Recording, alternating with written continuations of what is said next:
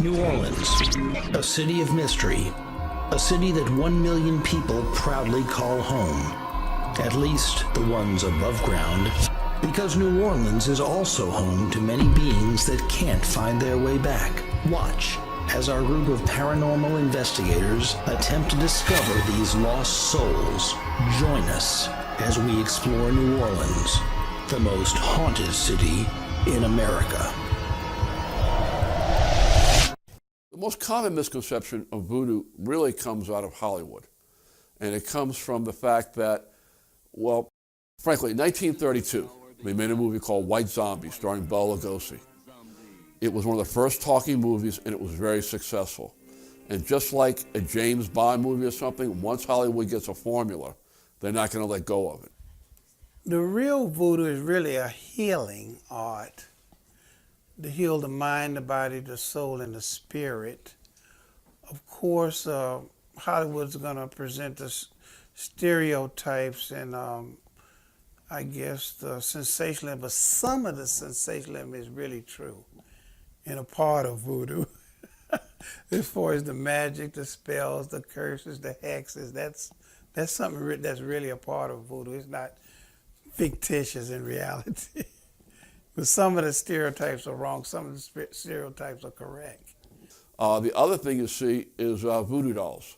Everybody wants to know, because we carry voodoo dolls here, which at least we go through the trouble of getting them handmade from real practitioners.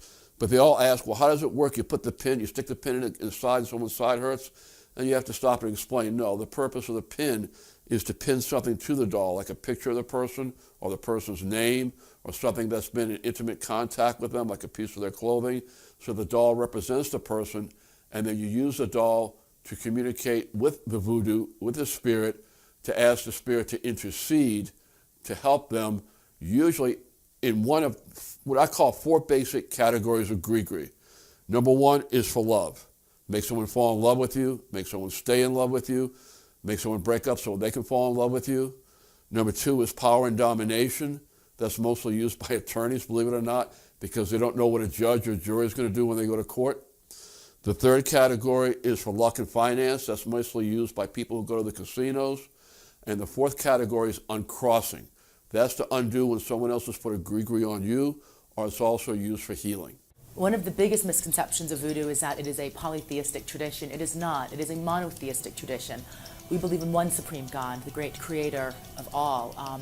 But our concept of God, essentially, is that God's not so involved in our everyday secular trials and tribulations. That's really the job of the divine intercessors, collectively known as the Loa. We call upon those particular spirits to intercede on our behalf to effect certain changes or help with certain alignment or help with certain requests that we may need throughout our lives. The cemetery is the realm of the Gede, who are in voodoo the dead. Their leader of the dead is the one Loa everyone knows, the skull with a top hat, wears the sunglasses, smokes a cigar. You might recognize him from James Bond movies or rock and roll covers. He's the Baron Samedi, Baron Saturday. He works with life. His colors are white, purple, black, life, death, sexuality. He's the entire circle of life. He's with you when you're aged, he's there when you're born, and he's there when you're creating more life. He's there to help you transition from this life into the next. And the cemetery is his realm. The crossroads of the cemetery is where you'll often find people working, invoking the Baron, the Gede, and through offerings, through ceremonies, offerings of rum, candy, cigars. His wants, needs, and desires are very earthly. He's very, very closely tied to us humans, and he's one of the most beloved of all the Loa.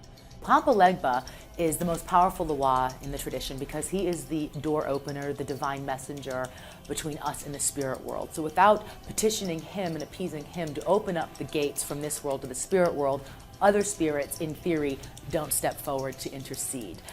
So traditionally, we open up all ceremonies to Papa Legba. A veve is a sacred symbol that is used to call down a particular voodoo spirit. So every spirit, for the most part, has their own specific sacred symbol. And in this case, this is a symbol most traditionally used for Papa Legba. So traditionally, Legba is called into a ceremony or a ritual when his veve is, of course, drawn on the floor, traditionally in cornmeal. And then, of course, songs are sung to him, calling him down, welcoming him, asking him to open up the doors and the crossroads from this world to the spirit world to come join us in ceremony. And then he's honored and appeased with gifts or offerings, prayers, again, more songs, music, sometimes drumming.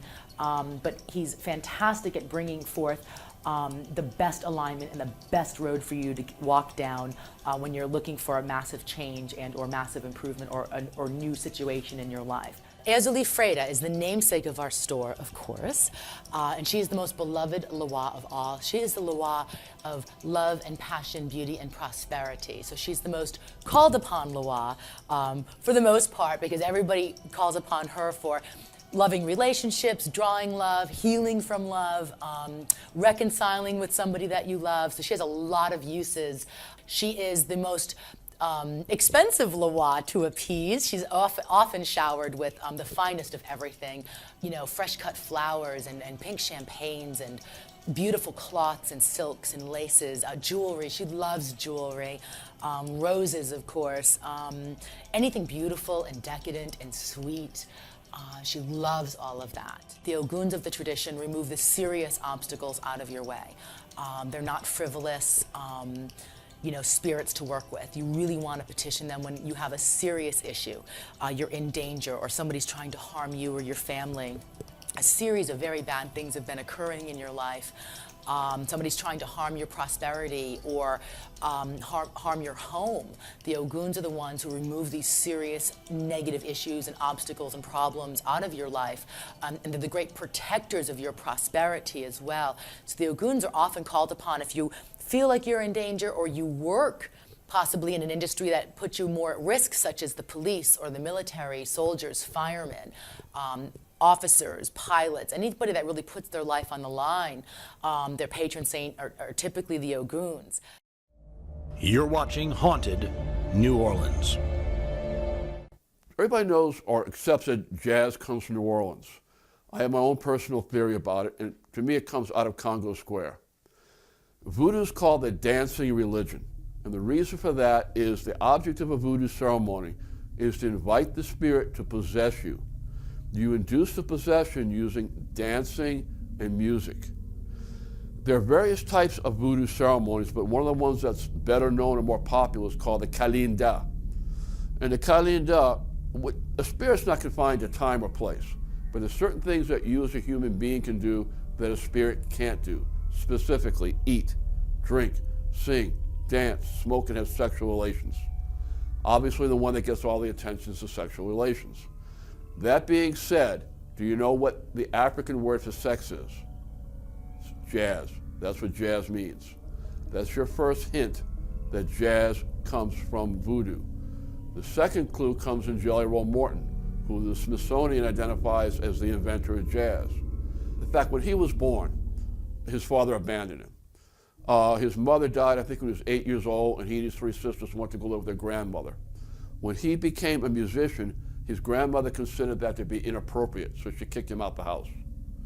When she did, he went to go live with his godmother. His godmother was a woman named Eulalie Eckhard, and Eulalie Eckhard was a voodoo queen.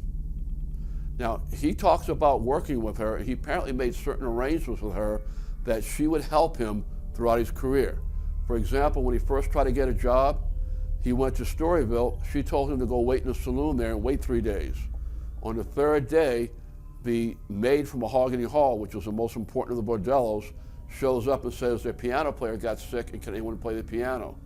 He gets a job, he goes in, he plays his original compositions like Tiger Rag and Wolverine Blues, and that's considered to be the first time jazz was ever played indoors. In fact, the New Orleans Jazz Museum still has the transom from Lulu White's Mahogany Hall, and they consider that to be their primary artifact.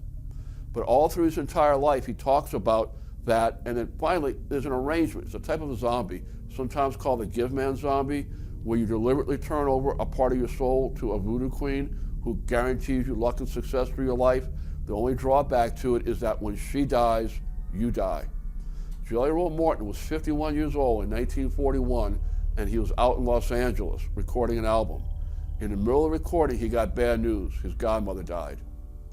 4 days later, he died of no apparent cause.